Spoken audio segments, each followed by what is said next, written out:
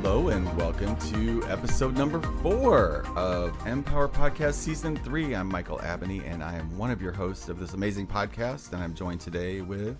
Marilyn Egan. I am the co-host of this show. Yeah, we're both co-hosts. Yes. The terms get confused, but we're here and we have Jeanie Gillam with us today. She is a fabulous friend, an amazing channel, and I feel like she has an incredible story and really great information to share with us today. So Jeanie, yes. Just tell us a little bit about what you do. Okay. And how you got started. Okay, so first of all, to describe what I do, I would say I'm an intuitive and an empath, and that I kind of act as a receiver, I would say, for information. Yes. I don't consider, technically I channel as though, I am the vessel that it travels through. Yeah. But I don't go out of my body. No one speaks through me, through my voice, anything like that. I connect primarily to guides, sometimes to loved ones who have crossed, sometimes to animals that have crossed if there was a close connection, and that's always fun. Yes. And then sometimes ascended masters of different sorts will come in. I've had this beautiful Mother Mary energy, but it encompasses all of the sacred feminine, I've found.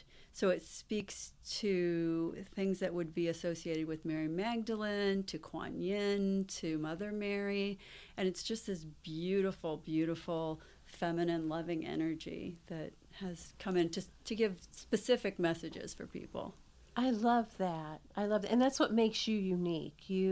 It comes through your guides. Correct. And that's really funny. I didn't know about your divine feminine connection either, because that's how I always connect.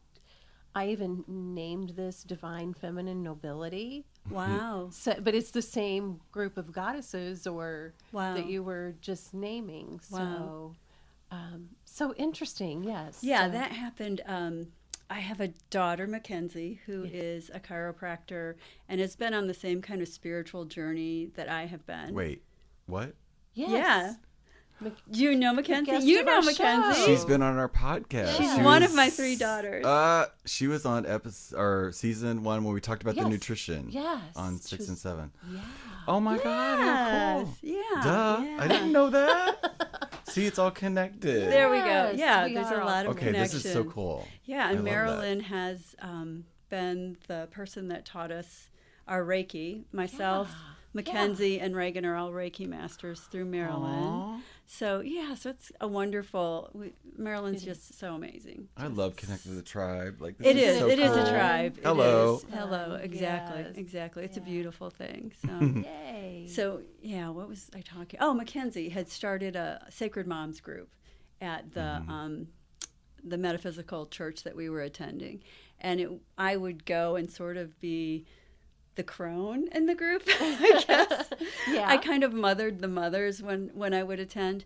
And that was when I was getting a reading for one of the young moms in the group that the sacred feminine energy came through and spoke to her. And it was magnificent to channel that, to feel that presence, to feel that unconditional love, to to experience that even for a moment while I was receiving the message. It was amazing. That is It so was powerful. beautiful. I felt so honored to even Yes. have that connection for a short amount of time.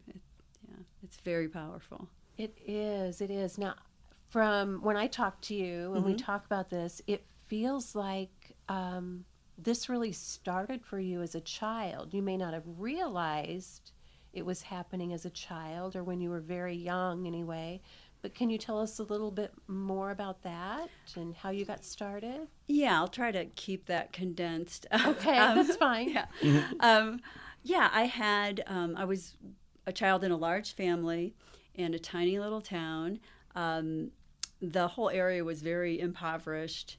It had been like a farming and mining community, and the mines had long since gone. And so a little bit of a tough childhood in many ways. There was a lot of love, a lot of light, but there was some real darkness as well.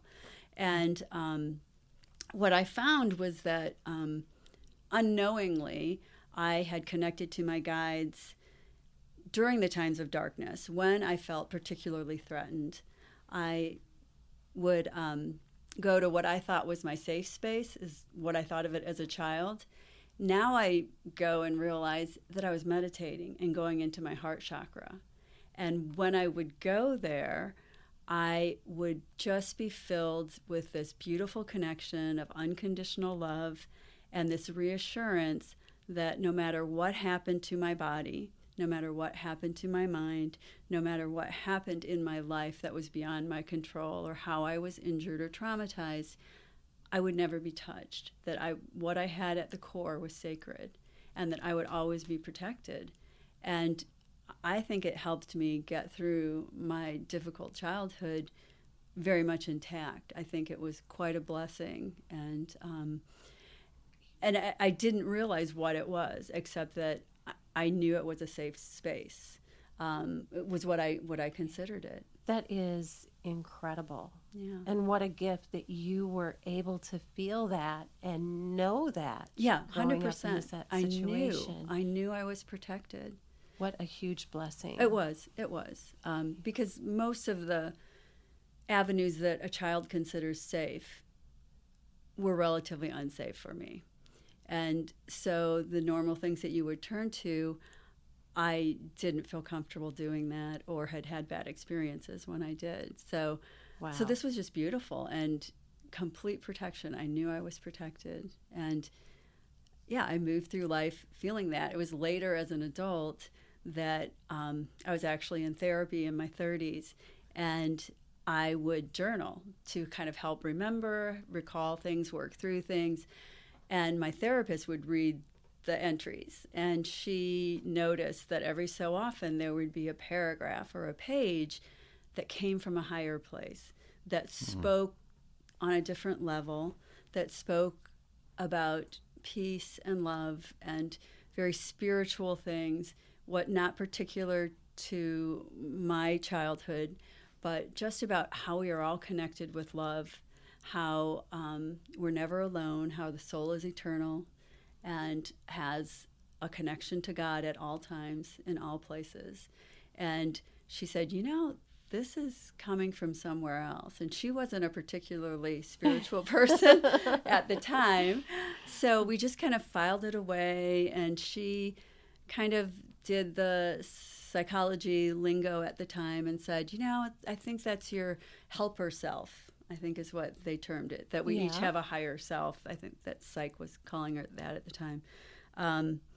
But interestingly, later on, that same therapist went through a complete spiritual transition, and she spent the last 20 years on a spiritual quest, and we speak all the time now, and she has helped me work with my guides. They do readings for her, and she's kind of one of those people that gave me the bravery to expand and start doing this for other people, not just my family, to talk to the guides about them. So that's really great. That's an incredible sacred contract that the two of you had to help each other. That's exactly how we see it. Because, in many ways, I felt like she rescued me and saved my life, because she was exactly the therapist I needed that specialized in my type of childhood. And now I've been able to go full circle with her and really guide her through some big changes in her life through the connection to the guides.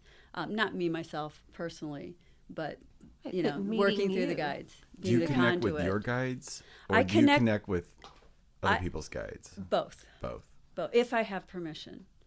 Okay. Sitting here, I can't just randomly choose to access Michael's guides.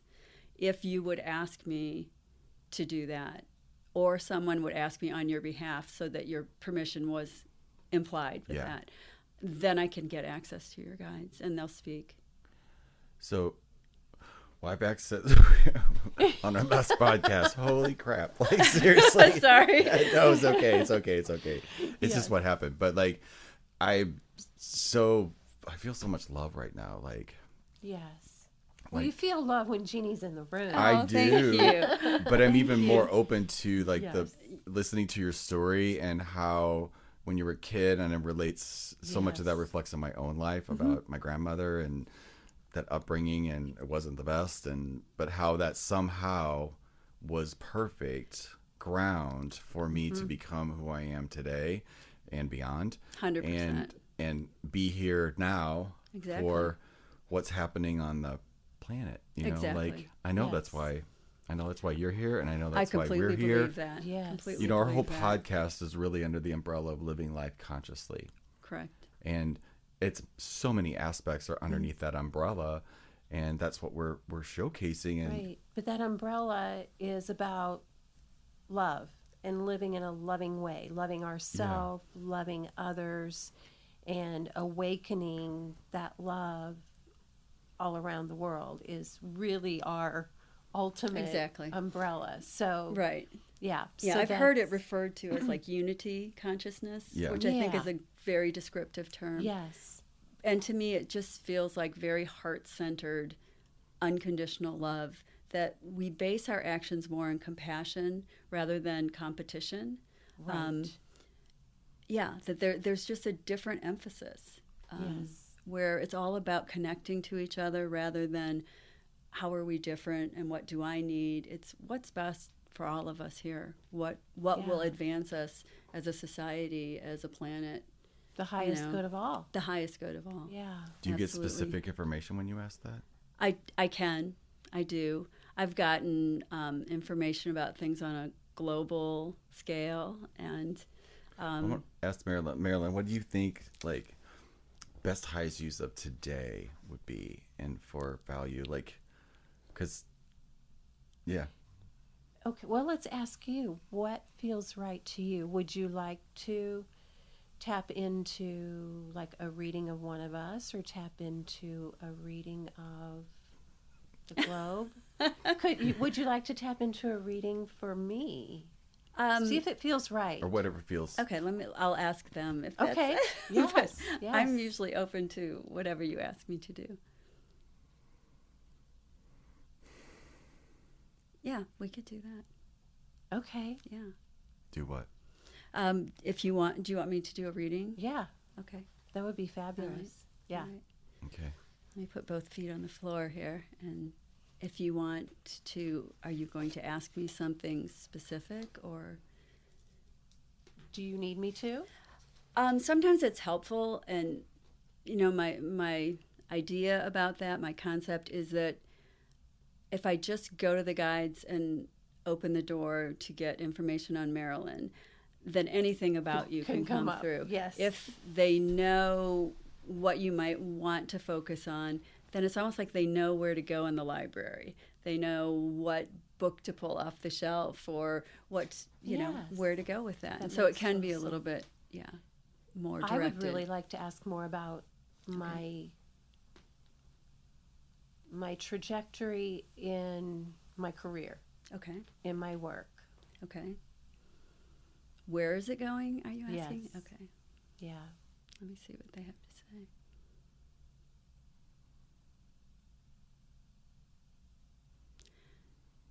Well, first of all, they're smiling and laughing, which seems appropriate somehow with you, Yes. because you always giggle. And they're saying your trajectory is clear.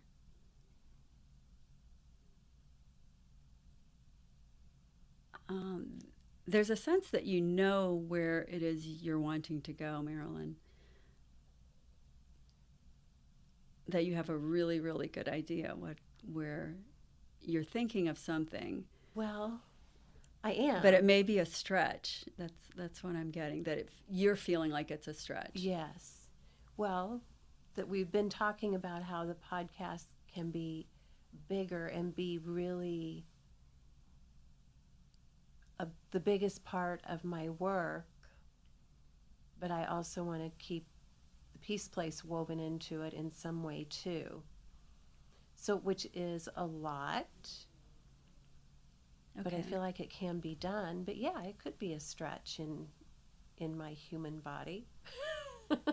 They're saying the peace place will transition, and there's a sense of community stepping forward, that you've built this community base there, and that it's almost like I see the energy swirling through all around you and all around the peace place.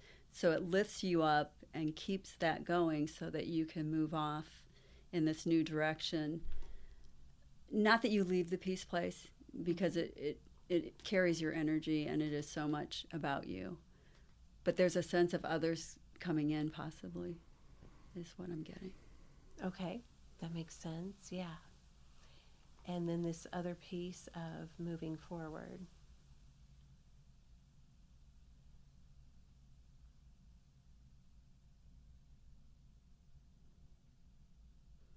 They're saying podcasts are just the beginning, and then it's almost like a sense of them like shaking their heads and going, Marilyn, you know what you want to do. Okay. You know what it is you want to do. Let me see if they'll talk more specifically.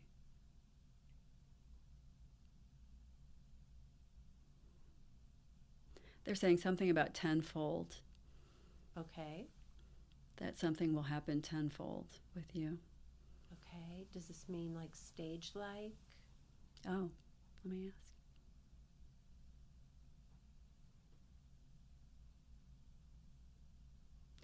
They're saying a larger crowd, larger audience, more reception.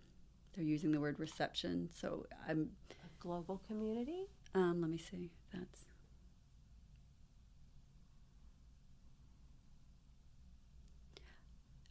I would say yes. They're saying yes. And there's a sense of it not so much in person on stage, but more, I would say online, or something where people have broad access to you would be available. Okay. Yeah, if that's where you want to take this, that it's moving in that direction, if that's where you'd like to go. Okay. Could we be traveling with it too? Oh. They said yes, of course. Yes, of and course. They said you love to travel. I do like to travel. Yeah. Yes, of course, yes. You love to travel. Yeah. Okay. So I can keep the peace place going and travel and do what we want to do, connecting with people all over the world. 100%. Yeah. Absolutely. Is that your desire to do? I think so. I mean, I feel really drawn to go to bigger areas and bigger space. And if you can travel with your work, why not? Okay. Globally. Yeah. Because I don't know if you saw, like, my left hand. Yes. There was this sense of expansiveness. They were like drawing out, showing me the energy is just like getting bigger and bigger.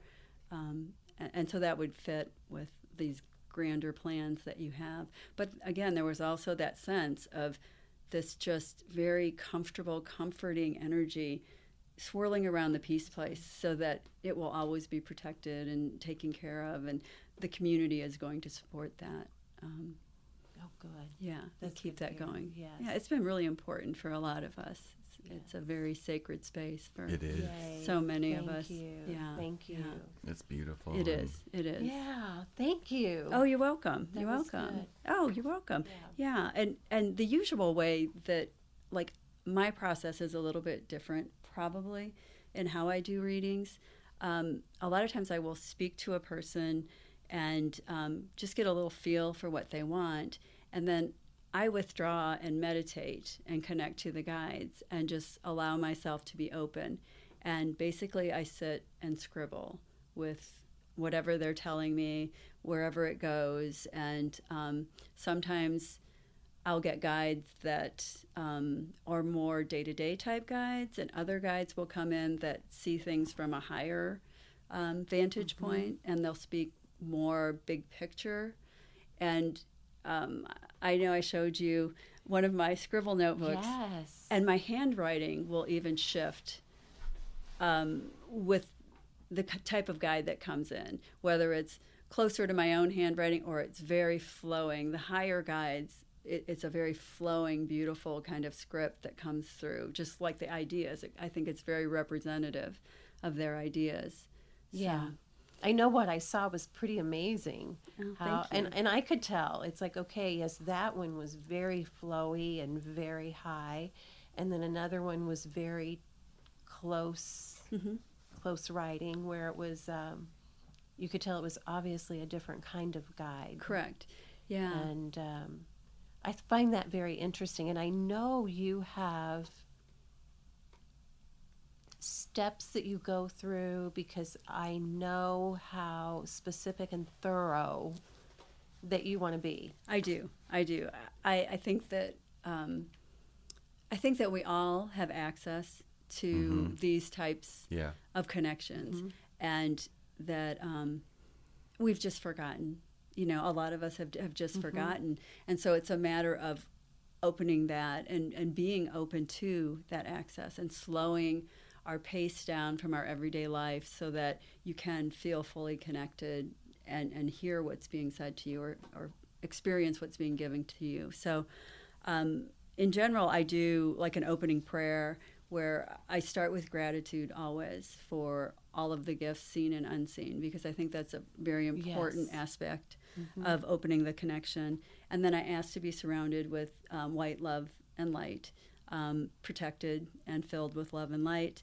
I ask that my mind and body be cleared of any negative fear-based energy, any biases or filters that might color the way I see, just that those be suspended while I'm doing this connection. And then I align myself with only those of the divine white light is the way I perceive it. Because I do believe that just because you've crossed over doesn't mean you're completely enlightened. I believe that we continue to learn. Our soul continues to learn and grow on the other side. Yeah. And so when I don't necessarily want to be open to just any loved ones who have crossed. So if I were doing a reading for you, I would ask that the loved ones who can speak to the highest and greatest good of this person, please step forward as well. And then otherwise I'm working with, in the divine light, it would be angels, you know, what Catholics would consider saints, ascended masters, guides, spirit guides, some that have incarnated, some that haven't, is my perception of what happens and what I get. And then I just open myself and ask that, again, love and light be my guide, or that I be a clear and perfect channel. And then I wait. And the big thing for me is just getting out of the way. That's what I just need to show up and open up and do it with a willing heart and an intention to help. And then I open myself up to see what comes through. And I see my job as sort of the recorder, the translator. I will get impressions. I will get pages of material. Sometimes it's very, like I said, global. Sometimes it's very life purpose related. Sometimes it's very, very specific, down to this person needs to be on this medication, and they'll tell me the medication or something to that, you know. So it can be that too. And I will just take down the message that I'm getting, and if the individual has specific questions, I'll ask those to the guides. They may or may not answer. Sometimes they'll give me what the person needs, not what they asked for. And sometimes there's a different feeling I'll get when the guides are not answering because it's not appropriate to answer. That's part of that person's life lesson. And there's a really different feel to that, the way I experience that. They just go very quiet and still, And then I'll say, I don't have access to that yet, or this person is not supposed to have, and they'll let me know that, that is the case. And then I know not to pursue it. I think so that's it's a very interesting. powerful message too. Just It is, in that yeah. fact that this is part of what you are supposed to learn by the other information that you've received. Right, or right. You're supposed to get the answer to that question. Right. Or this is your journey. Well, Yes, even to even struggle with that this. Yeah. even that is beneficial. Yes. Just Okay. knowing that is a Is part an of answer. it takes the overwhelm out of it. Well, yeah, that's a good point. That's a good point. Yeah. Yeah. Yeah. So then I just try to be very clear and Yeah.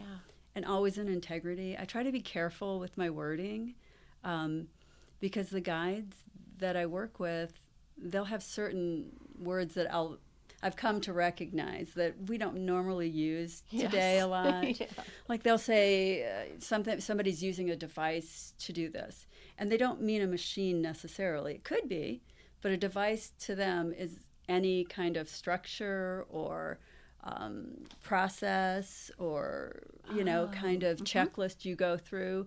It doesn't mean that it's a physical device necessarily. Like we would say tool, We where might journaling say- can be a tool. Right, Or right.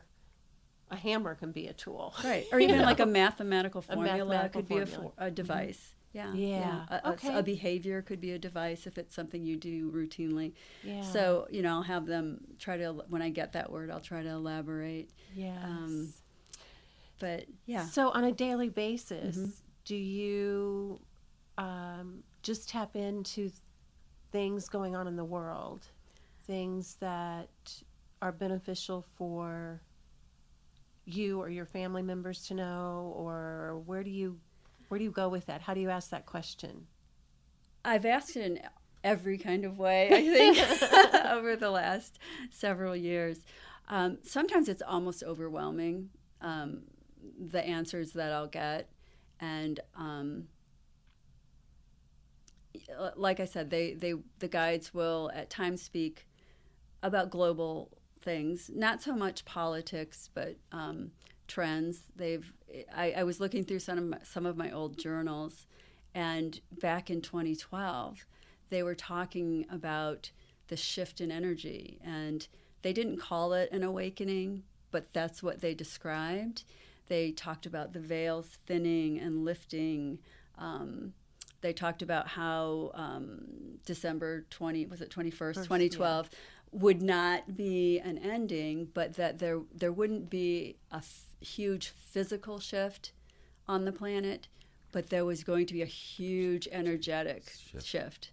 And that we would be feeling that in waves and waves and waves.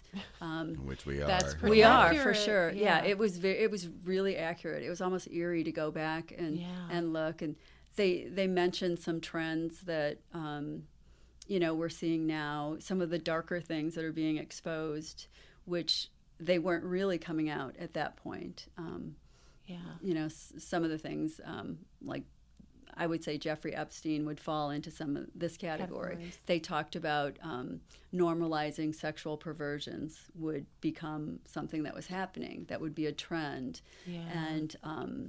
And there was a sense that as the veil lifts and the light shines, everything's revealed. So the beautiful things are revealed, our Right beautiful along. connections. But you also see these other things that can be really, really difficult for us as humans to incorporate. So And so did they continue to give you a message that stay in, your spiritual body, stay connected to? absolutely. Okay. Yeah. They said it's not. I asked, is the key to moving through this difficult time? Is it staying in love? Is it? And they said, well, that's part of it.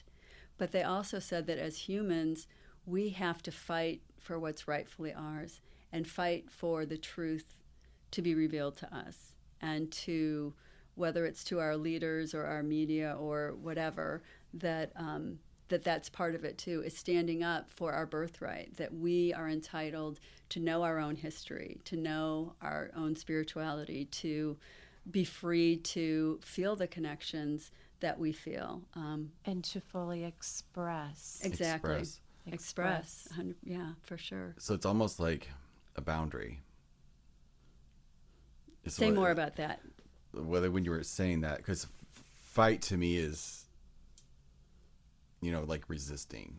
Yeah, no, I don't. Yeah, I didn't perceive it. Maybe that's not the right word, but it was more about claiming. Claiming. Yes. That was Yes. it. Like a stand, and exactly. like you can Say, talk about all yep, this that you want to, Yeah. but you're not taking away my understanding of how energy got it. works and my You've got ability it. to share it with other people so that You've they know got how it. it works. Yes. Yes. Yes. So that your whatever you think you're doing Yeah. no longer works. Exactly. Thank you. Exactly. Next. Exactly. Yeah. Yes. Exactly. I'm feeling Yeah. that like on a Yeah. level that I've never felt before. Yeah. Yeah. And that it's okay because there was a time when I knew to keep my head down. Yeah. Right. I understand that. Yes. Yeah. And Well, and I mean, I'm not like that now. right. And not only in that area of life, but in the energy work world. Yeah. We had to not be so forward then, too. It took time Oh, for sure. for us to come out and say, We're all coming out of the closet, Coming kids. out of the We're closet, just you all know, coming out of the closet. And that's a funny story because Yes. we had that, the dual closets at our house. Yes. And it became a joke between Reagan and I. Oh, yeah. Who my youngest daughter is married to a woman. And my husband, her dad, was not aware that she had that type of attraction at the time. And this is before she got married, when she first had met Liz, the gal that she married. And so he was unaware. And he was also unaware that I was doing anything to do with psychic activity or channeling and I was not sneaking, but I'd go up to my little office upstairs and do readings for people. And I was afraid. He's a very practical man. He's a very kind, loving man, but he's very grounded in the here and now practical world. And so Reagan and I were joking over which one is going to come out first. Yeah. And actually it was her. So she was braver than I was. Yeah. Oh, It's yay. free coming out of the closet. It is, and he handled both Yeah. beautifully. But- Absolutely beautifully. Yes, so yes. we needn't have worried. But yeah. That's so great that There's he was open and Yeah. It is. And again, Yes. I think if you lead with love, Yeah. right. then you don't have a problem, because I love my daughter, and Yes. I have no problem with who she chooses to love or be with. Even if I did, why would that affect me? Exactly. It doesn't affect the Or way anyone. she feels about me. Well, that's Or yes, anyone. exactly. I mean, that is. You just I don't want her- to know about any just- of my children's, sex You just lives. want to be Personally, happy. I Yeah. want them to be happy and whole and loved, to be in a respectful type of Right. relationship, and I couldn't ask And for a she's better got it. partner Yes. for my daughter. She is fabulous. I Yeah. know they're a great couple. They are a great couple. They are a great couple. So every mother's dream. Here's the Isn't it flying out of great? all the closets. There Yes, we go. all Yeah. of us. Yes, All of it's it. like step into your power and own It's who being you authentic. are. You can't Authentic, be authentic 100 if you're hiding. You cannot. and Exactly. yeah. So Yeah. Yeah. yay to you for Yeah. flying Yeah. out. Oh, thank you. You too. Yeah. I did. I have a lot of experience in that area. There you go. I flew out of a few closets in my lifetime. Okay.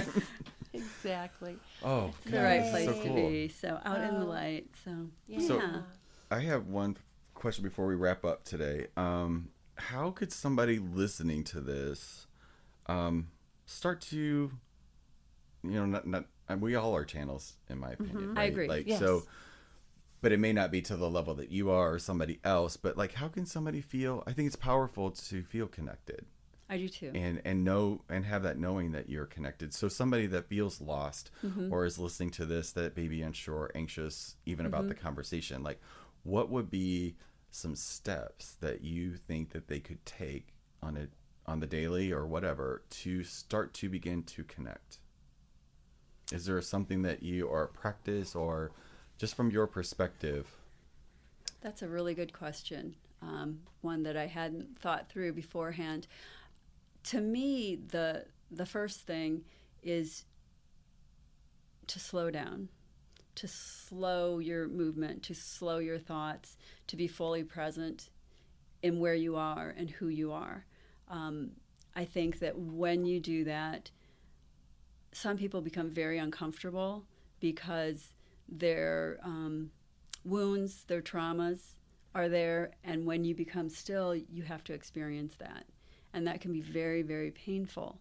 And so, to me, you embrace the trauma, embrace what that was. You own that too, that's a huge, huge piece. And along with whatever the trauma is in your life, because we all have had traumas, everyone does, it's not getting stuck in the recognition of, oh, I was abused in this way, or oh, I had this problem, or this happened to me. That's step one. That's just the identification process.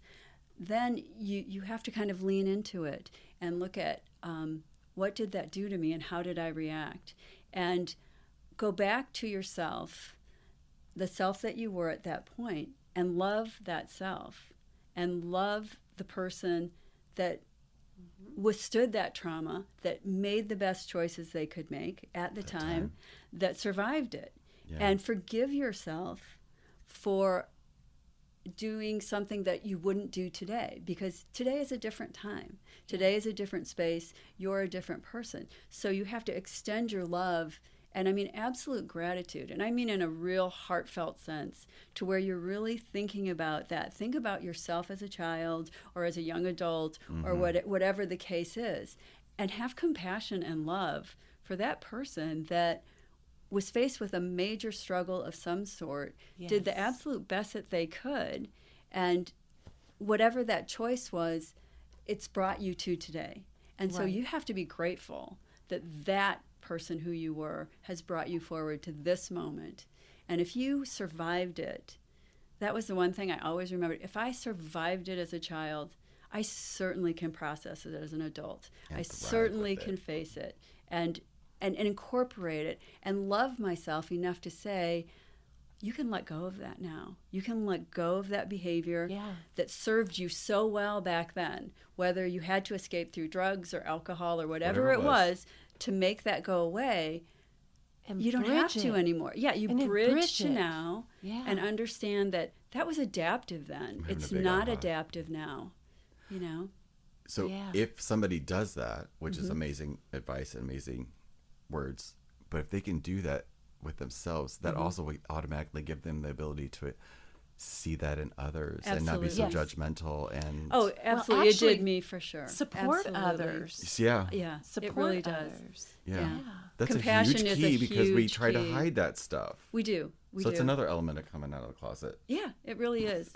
And again, it brings you back to that unity and that heart connection. We're all human. Humanists. What do we have in common? And we have this in common. Yes.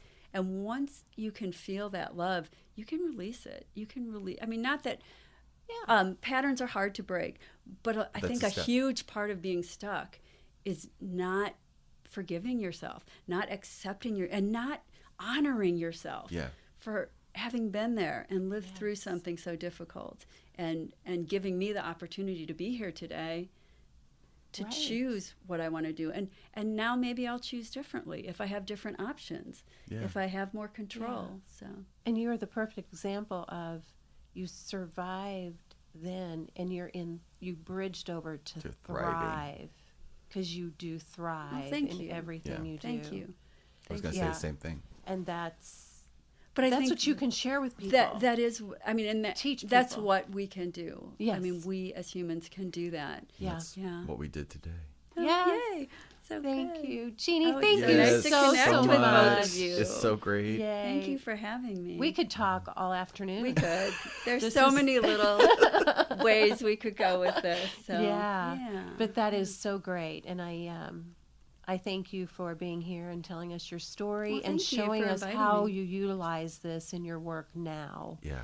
And what a gift you are bringing, because you are also opening up a place where more energy workers are going to be with you. Just a really quick thing of what you're doing right now. Yeah, I'm in the process. I just purchased a building in Old St. Charles, and we're opening a healing center there. It will be called Touchstone Healing Arts. Yay. Yay. And touchstone is one of the words my guides have used to speak to someone or something that you go back to kind of check in and find your way. When you've lost your way, you go back there. And somebody that is like a way shower, but in a more way of holding space. You know, it doesn't have to be an active, but it's something that provides that safety, that nurturing, that space. And connection. In connection, yeah. So that's what we're hoping. We will put that information in the description box below. Thank you. And if you guys have any questions for any of us, please leave it in the comment below, and like and share this podcast if it made a difference for you. And just again, thank you so much for taking the time to be here today. Oh, thank you for inviting me. Providing value to our listeners. We appreciate honor. it so much. Thank you. Thank you. Thank you for coming. Yes. And we will see See you all on the later. next one. Yeah. Thank you. Bye. Bye-bye. Bye-bye.